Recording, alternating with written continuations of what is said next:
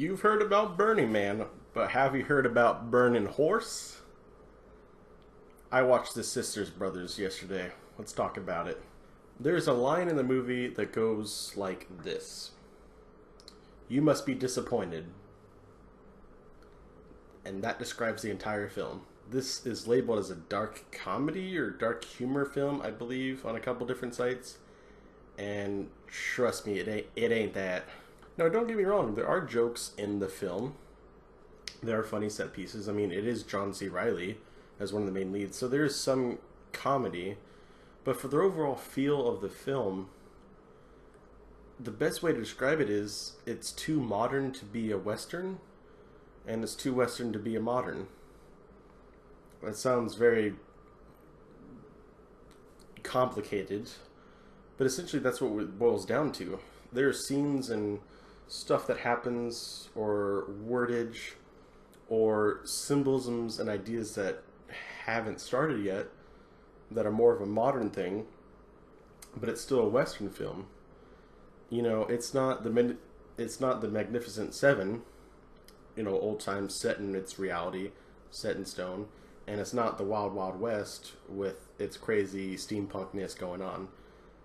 I'm not saying there's any steampunk weirdness going on, but just there's some ideas and other comeuppances and happenings that it just feels different. It feels weird. There's a lot of weird editing going on, and how the movie pumps the gas and then hits the brakes, and well, actually it's hit the gas and pumped the brakes, but you get my thing. You get what I'm trying to say. This movie is directed by Jacques Audiard, if I pronounced that correct. This is his first English feature film. Otherwise, he's only worked on French films. This movie stars John C. Reilly, like I said, Joaquin Phoenix, Jake Gyllenhaal, Riz Ahmed, Rebecca Root, and Carol Kane, and that's more than like half the cast that we see or care about, other than just some extra guys that die. Spoilers. It's not a big cast here. And this was also based on a book, The Sisters Brothers, by Patrick DeWitt. The music is done by Alexandre Desplat, which, go check out his work. There's a huge range there that, you know, it's baffling. I don't know how these composers do so many movies in one, like, year. It's amazing. So far, this has been a bomb at the box office. Its budget was probably over $50 million, counting the minimal advertising it had going on for it. Honestly, I remember seeing one or two, maybe 4 max YouTube videos saying, oh hey, here's this new movie coming out.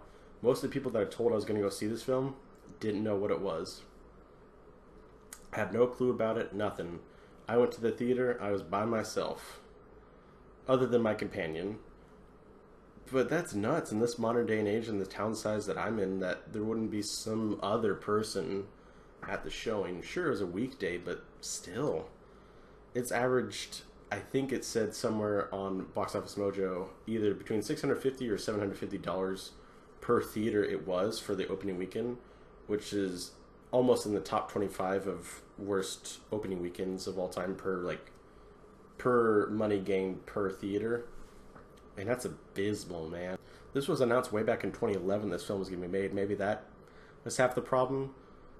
But currently it has an 85% with over 220 reviews, something like that for critics. No, 120 reviews, my bad.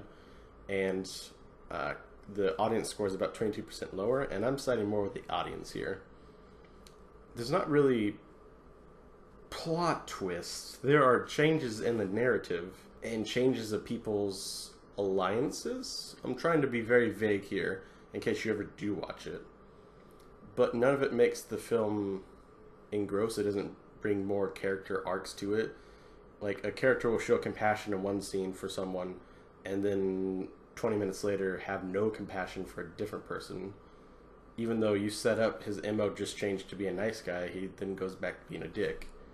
And it's just stuff like that that doesn't really flow. And the movie doesn't flow itself. It, like I said, is abrupt. It's abrupt, and it goes. The only thing it has going for it is John C. Reilly and Phoenix working well together, but even then they're limited upon what the script has for them. The gunfights are cool, but a lot of them are in passing. So if a movie was solely based on action. If this was an old Western where there's just, nonstop action, or an old Western in the sense that it's modernized, like the Magnificent Seven, there's a lot of gunfights. This has a lot of gunfights, but more than half of them are just fleeting gunfights, where they're really cool shots. They're out in the open plains, they're riding and shooting backwards off their horse at other people riding up to them on their horses. There's shots of pitch black, and all you see is just the flares of the muzzles and just the sound. But in true combat, we only see it maybe once or twice in the film. It kind of leaves you wanting more. Even though you got a lot of it, you just didn't get to see a lot of it. And that kind of sucks. And then the ending is just... it just takes the air out of the entire movie. If there was any air left, it takes it out. Kind of like cringe, but it wasn't cringe, but it was. And just how it just takes the mat under you in a certain scene. The quote I did at the beginning is from the end of the film. And it just... I am. The character's asking another character, you must be disappointed. It's kind of a rhetorical question, but I mouthed out loud since I was essentially by myself. It's like, yeah, I am. There's a lot going for this film, and it didn't come up to any of it, I don't think. That's kind of how I review my movies. A kid movie like Smallfoot, its main goal is just to be a good kids movie. It's not going to go be Toy Story, So that one, it's very easy to accomplish its goals. This goal was a Western with Riley and Phoenix as the lead men, and with a kind of fun supporting cast, but none of it really clicks, and there's just deaths that aren't explained, and other things that are dark, and there's not a lot of comedy. There's a lot of daddy issues and alcoholism and stuff like that, and unanswered weird sexual tension stuff, and just... I don't know how else to explain it. This is a bad movie in my opinion, but not the kind of bad movie that I want to show my friends. They think it'd be funny, like a good, fun, bad movie. It's not that. So, like everyone else, just skip it.